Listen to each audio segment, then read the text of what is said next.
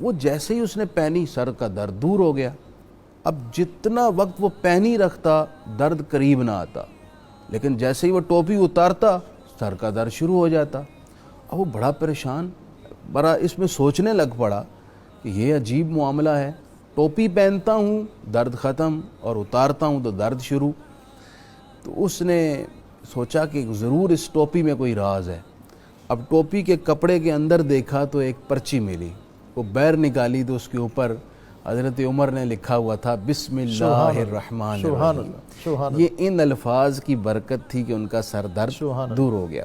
یوں ہی اب میں جو حدیث پاک ناظرین کو سنانے لگا ہوں ڈاکٹر صاحب، یہ آج کے پروگرام کا حاصل بھی ہے اور تمام ناظرین کے لیے گراں قدر تحفہ ہے۔ سبحان اللہ۔ ایسی حدیث جسے ہم روزانہ اپنے عمل میں لے کر آئیں گے اور اس کو پڑھیں گے۔ حدیث پاک یہ ہے، اسے نقل کر رہے ہیں شیخ اکبر جناب محی الدین ابن عربی رحمۃ اللہ علیہ۔ سبحان اللہ۔ اس حدیث کو بطور خاص اصطلاح محدثین میں حدیث مسلسل بالقسم کہا جاتا ہے، یعنی شیخ اکبر سے لے کر نبی کریم علیہ الصلوۃ والسلام تک جتنے راوی ہیں سب نے حدیث بیان کرنے سے پہلے قسم اٹھائی۔ آپ اس سے اندازہ لگائیں اس حدیث کی اہمیت کتنی ہے۔ سند پہنچتی ہے حضرت انس بن مالک تک، وہ کہتے ہیں باللہ العظیم سمعت رسول اللہ صلی اللہ علیہ وسلم، مجھے اللہ کی قسم ہے میں نے حضور سے سنا ہے۔ حضور فرماتے ہیں مجھے بھی اللہ کی قسم ہے میں نے جبرائیل سے سنا ہے۔ جبریل امین کہتے ہیں مجھے بھی اللہ کی قسم ہے میں نے میکائیل سے سنا ہے۔ اور حضرت میکائیل فرماتے ہیں مجھے بھی اللہ کی قسم میں نے اسرافیل سے سنا ہے۔ حضرت اسرافیل فرماتے ہیں مجھے بھی اللہ کی قسم میں نے خود رب العالمین سے سنا ہے۔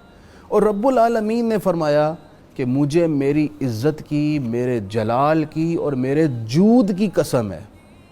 یہ اللہ تعالیٰ نے 3 قسمیں بیان فرمائی، سبحان اللہ۔ اور پھر یہ بات ارشاد فرمائی اللہ تعالیٰ بغیر قسم کا ہی کوئی بات کرے تو اس کی بات سے بڑھ کر اہم اور پختہ اور مضبوط اور مفید بات کس کی ہو سکتی ہے، لیکن 3 قسمیں بیان کر کے اس بات کی افادیت کو بڑھا دیا۔ ارشاد فرمایا جس نے بسم اللہ الرحمن الرحیم کو الحمد کے ساتھ ملا کر پڑھا، اب میں بتاؤں گا کیسے ملا کر پڑھا۔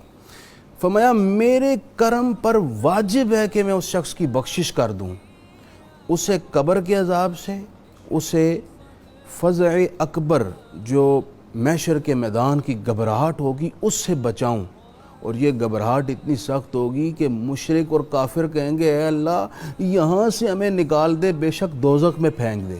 اللہ فرماتا ہے میں اس کو یہاں سے بھی بچاؤں گا، اسے دوزخ کی آگ سے بچاؤں گا، اور اسے اپنے نبیوں، رسولوں، شہیدوں، صدیقوں اور صالحین کی صفوں میں کھڑا کروں گا۔ اللہ اکبر۔ اتنی بڑی فضیلت۔ سبحان اللہ۔ کرنا کیا ہے؟ بسم اللہ شریف کو الحمد کے ساتھ ملا کر پڑھنا ہے۔ شیخ اکبر یہ بات کر کے آپ فرماتے ہیں پڑھنا کیسے ہے؟ آپ فرماتے ہیں اس کے 2 طریقے ہیں۔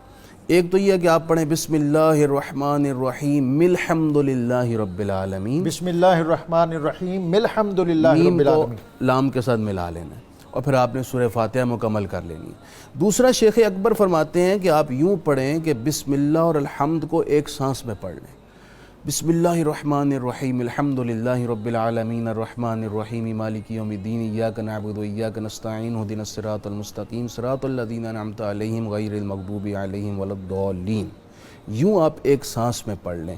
یہ دونوں طریقے شارحین حدیث اور محدثین اور اولیاء کرام نقل کرتے آئے ہیں۔ یہ کتنی بڑی فضیلت ہے ڈاکٹر صاحب بسم اللہ شریف کو پڑھنے کی، اور بالخصوص بسم اللہ کو الحمد کے ساتھ ملا کر پڑھنے کی۔ اس کے نتائج اور اس کے ثمرات جو ہیں میں چاہوں گا وہ ذرا دہرا دیں تاکہ ہمارے ناظرین اس کی تفصیل میں کہیں اصل جو ثمرات ہیں وہ دب نہ جائیں۔ ثمرات اس کے یہ ہیں کہ اللہ تعالیٰ فرماتا ہے کہ میں اسے بخش دوں، یہ میری رحمت پر واجب ہے، واہ، مالک خود اپنے ذمہ کرم پر لے رہا ہے۔ دوسرا میں اسے قبر کے عذاب اور وحشت سے بچاؤں، سبحان اللہ، محشر کے میدان کی سب سے بڑی گھبراہٹ سے اسے محفوظ رکھوں، سبحان اللہ، دوزخ کی آگ سے بچاؤں، سبحان اللہ، پلس اسے میں انبیاء، صالحین، شہداء اور صدیقین کی صفوں میں کھڑا کر دوں۔ سبحان اللہ۔ ترکیب کیا ہے اس کی مفتی صاحب؟ ترکیب یہ ہے کہ بسم اللہ الرحمن الرحیم کو الحمد کے ساتھ سورہ فاتحہ کے ساتھ ملا کر پڑھیں، یعنی میم کو لام کے ساتھ کتنی دفعہ پڑھیں؟